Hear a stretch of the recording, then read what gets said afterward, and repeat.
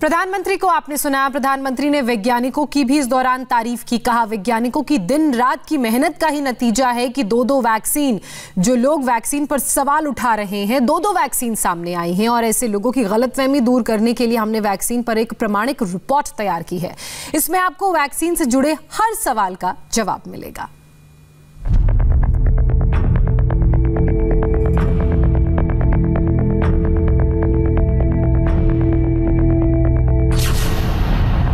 Vaccine तैयार, कितनी है असरदार? कोविशील्ड कितनी दमदार, कोवैक्सीन कितनी असरदार?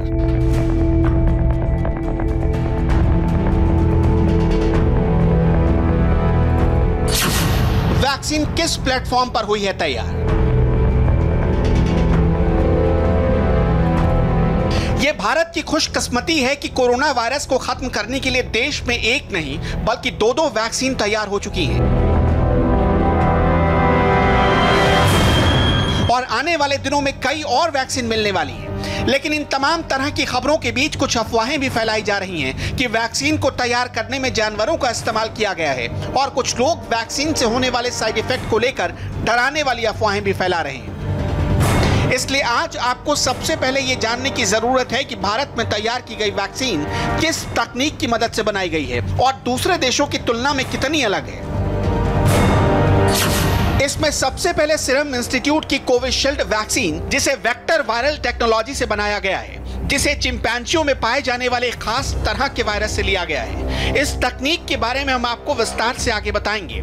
इसके अलावा भारत बायोटेक की कोवैक्सीन को वीरो सेल प्लेटफॉर्म पर तैयार किया गया है, जिसमें कोरोना वायरस को एक खास तकनीक से बदला गया है, यानी शरीर में वायरस ही वायरस का खात्मा करेगा। इसके अलावा अमेरिका की फाइजर और मॉडर्ना वैक्सीन आरएनए तकनीक पर तैयार की गई है, जिसमें स्पाइक प्रोटीन के जेनेटिक सीक्वेंस की कोडिंग की जाती है। आप इसे आर्टिफिशियल स्पाइक प्रोटीन कह सकते हैं, जो असली वायरस से लड़ता है। इसके अलावा रूस की स्पुतनिक वी वैक्सीन भी कोविशील्ड की तरह वेक्टर वायरल तकनीक से तैयार की गई है।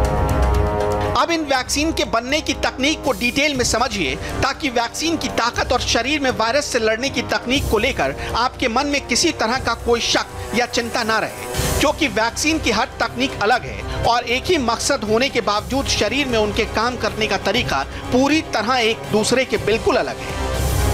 भारत में सीरम इंस्टीट्यूट और ब्रिटेन की ऑक्सफोर्ड यूनिवर्सिटी की मदद से तैयार की गई कोविशील्ड को वायरल वेक्टर तकनीक से बनाया गया है। अब ये भी समझ लीजिए कि ये तकनीक किस तरह काम करती है। कोविशील्ड वैक्सीन को बनाने में चिंपैंजी के वायरल वेक्टर का इस्तेमाल किया गया है। ये वेक्टर चिंपैंजियों में पाए जाने वाले खास तरह के एडिनो वायरस का कमजोर वर्जन है।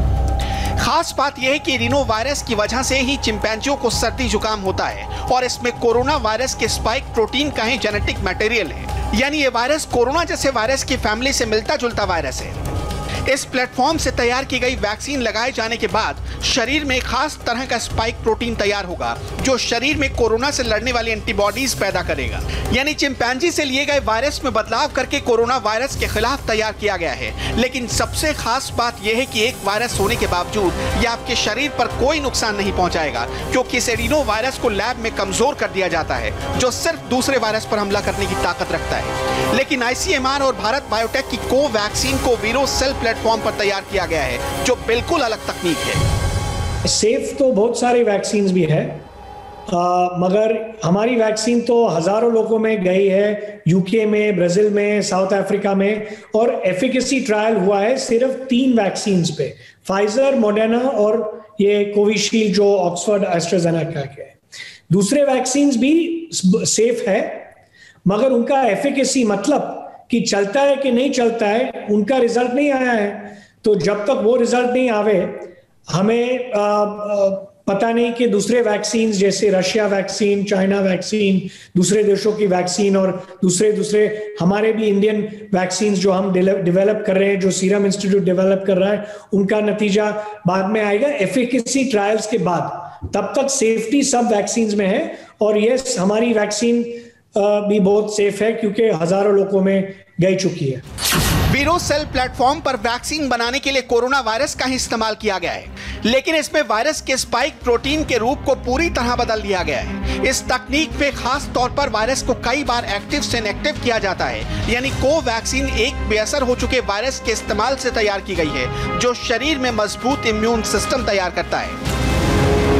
कुल मिलाकर कहा जाए तो इस वैक्सीन के जरिए शरीर में अच्छा वायरस बुरे वायरस को खत्म करने का काम करेगा।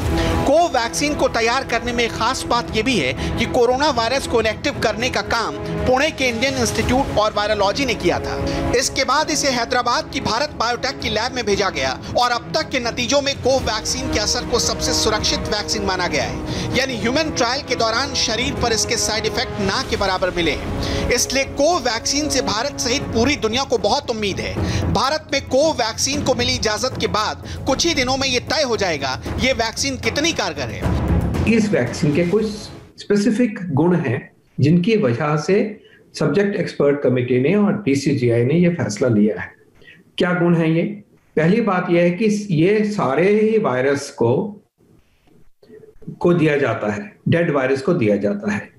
इसकी वजह से ये होता है कि वायरस के सरफेस पे जितने भी एंटीजन हैं 1, 2, 3, 4, 10 जो प्रोटीन्स हैं उसके अगेंस्ट फिर हमारी बॉडी जो है वो एंटीबॉडी बनाती है, प्रोटेक्शन बनाती है। ये क्यों फर्क है? क्योंकि जो बाकी वैक्सीन है बहुत सारे, लगभग सारे ही vaccine including Pfizer, Moderna vaccine, including Sputnik 5, उन सब में सिर्फ S प्रोटीन के अगेंस्ट, एक ही प्रोटीन के अगेंस्ट एंटीबॉडी बन रही है। इसमें मल्टीपल प्रोटीन्स के अगेंस्ट बन रही है, S की भी बन रही है, M की भी बन रही है, एनवेलप की भी बन रही है, वगैरह वगैरह।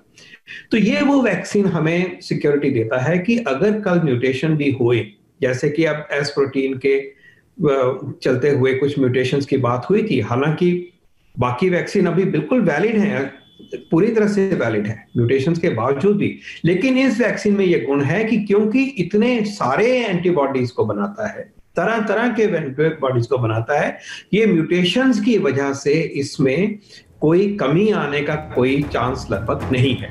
अमेरिका की फाइजर और मॉडर्ना वैक्सीन 95% कारगर होने का दावा कर चुकी है, जिन्हें दुनिया के कई देशों में लाइसेंस मिल चुका है। ये दोनों ही वैक्सीन mRNA प्लेटफॉर्म पर बनाया गया है। अब ये समझ लीजिए कि mRNA तकनीक होती क्या है।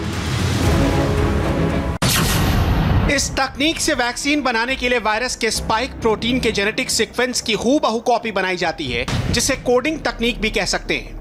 स्पाइक प्रोटीन कोरोना वायरस में कील की तरह चिपके होते हैं। mRNA को इस तरह कोड किया जाता है कि वो शरीर में सेल्स को कोरोना वायरस की तरह प्रोटीन बनाने का आदेश देता है। इसके बाद ये स्पाइक प्रोटीन कोरोना वायरस की सतह पर चिपक जाता है। इसके बाद शरीर में मौजूद इम्यून सेल्स कोरोना से लड़ने के लिए एंटीबॉडी बनाते हैं। फिलहाल रुकेंगे हम एक छोटे से ब्रेक के लिए। ब्रेक के बाद देखिए किसान नेताओं के साथ बैठक से पहले कृषि मंत्री किससे कर रहे हैं मुलाकात।